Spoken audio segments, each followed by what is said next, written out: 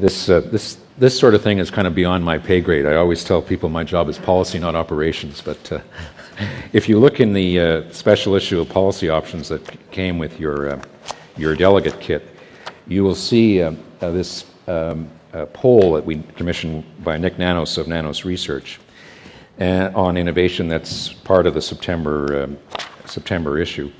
And just to look briefly at the executive summary, what we found was that nearly 80%, 76% of Canadians thought that R&D was important for Canada's prosperity.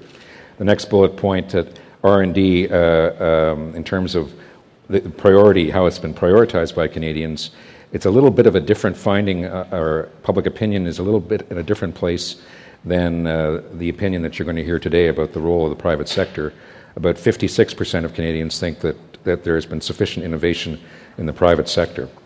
As for the Canada Research Chairs, and I'll take you through to this last pie chart, sorry.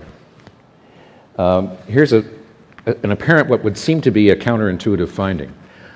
Only 28% of Canadians have heard of the CRCs, but 80% of Canadians support them. How does that work? So I asked Nick, and he said, well, when you drill down in the numbers, that actually makes sense, because the awareness of the CRCs would normally be limited to stakeholders, that is to say, universities, researchers, and so forth, and that ordinary people down at Tim Hortons and Canadian Tire on a Saturday morning wouldn't necessarily be talking about the CRCs. But we should pay tribute to Kevin for his role when he was Deputy Minister of Industry in 1997 in creating the CRCs. He is the founding father of the Canada Research Chairs, and it is greatly to his credit and honour.